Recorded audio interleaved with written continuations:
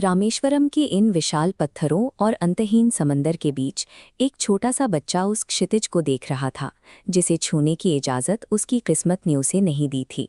उसका परिवार संसाधनों के अभाव से जूझ रहा था।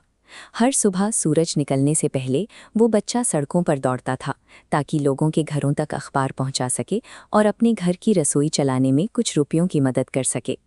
उस वक्त के भारत में रामेश्वरम के करीब घर और देश के बड़े इंजीनियरिंग संस्थानों के बीच की दूरी को मीलों में नहीं बल्कि उन दशकों की सुख सुविधाओं से नापा जाता था जो कलाम के पास बिल्कुल नहीं थीं।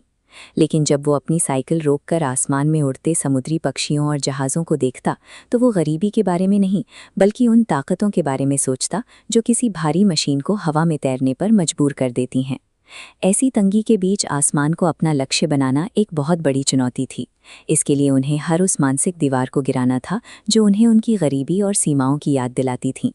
अपनी इस परिस्थिति से बाहर निकलने का उन्होंने एक ही रास्ता चुना, फाइटर पायलट बनना। उन्होंने अपनी पूरी ताकत पढ़ाई और एयरफोर्स की ट्रेनिंग में झोंक दी। लेकिन किस्मत ने एक और इम्तिहान तय कर रखा था। एयरफोर्स की मेरिट लिस्ट में वो 9वें स्थान पर रहे, जबकि सीटें सिर्फ 8 थीं। उनके पास एक रिजेक्शन लेटर पहुंचा और उनके उड़ने का सपना जमीन पर आ गिरा। एक आम इंसान के लिए ये हार का अंत हो सकता था, लेकिन एक वैज्ञानिक के तौर पर उन्होंने इस ना को अपने वजूद पर चोट नहीं बल्कि एक ज़रूरी डेटा पॉइंट माना जो उन्हें उनकी सही मंजिल की ओर धकेल रहा था। अगर आसमान ने उन्हें जहाज उड़ाने से रोक दिया तो उन्होंने आग और लोहे के साथ अंतरिक्ष तक का रास्ता बनाने की ठान ली। उन्होंने अपना जीवन उन रॉकेट्स को बनाने के लिए समर्पित कर दिया जो बादलों से कहीं ऊपर उड़ान भरते हैं। एक गहरी निजी हार को एक बहुत बड़े राष्ट्रीय मिशन में बदल देना ही कलाम की सबसे बड़ी खोज थी। यही वो मोड़ था जहां से उनकी जिंदगी का असली ब्लूप्रिंट तैयार हुआ। इस जिद ने उन्हें इसरो और डीआरडीओ के उन लैब्स में पहुंचा दिया जहां भारत के भविष्य की नींव रखी जा रही थी। वहां उन्होंने दशकों तक उस थका देने वाली मेहनत को गले लगाया, जहां प्रोटोटाइप्स बार बार फेल होते और लैब में रातें बिना सोए बीत जाती। उन्होंने हार को इंजीनियरिंग का एक हिस्सा बना लिया था और फिर उस धैर्य का परिणाम दुनिया के सामने आया। उनकी देखरेख में भारत ने अपनी पहली स्वदेशी बैलिस्टिक मिसाइलें सफलतापूर्वक लॉन्च कीं। इन मिसाइलों ने पलक झपकते ही भारत को दुनिया की रक्षा शक्तियों की कतार में खड़ा कर दिया।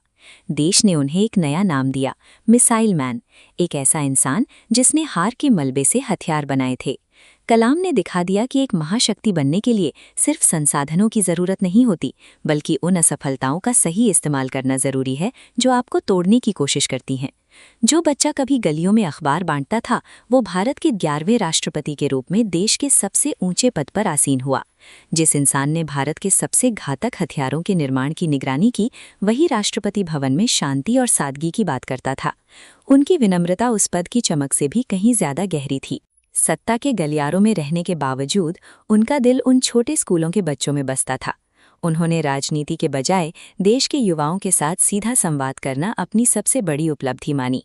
राष्ट्रपति पद की जिम्मेदारी पूरी करने के बाद वो वापस उन्हीं क्लासरूम्स में लौटे जहां से उन्होंने शुरुआत की थी। अपनी आखिरी सांस तक वो छात्रों को यही सिखाते रहे कि नाकामी कोई गड्ढा नहीं बल्कि एक सीढ़ी है। आज उनकी बात को याद रखिए, सपने वो नहीं जो आप सोते वक्त देखते हैं, सपने वो हैं जो आपको सोने नहीं देते। अब ये आप पर है कि आप अपनी अगली असफलता को अपनी अंत मानेंगे या उसे अपनी सबसे बड़ी जीत का आगाज बनाएंगे।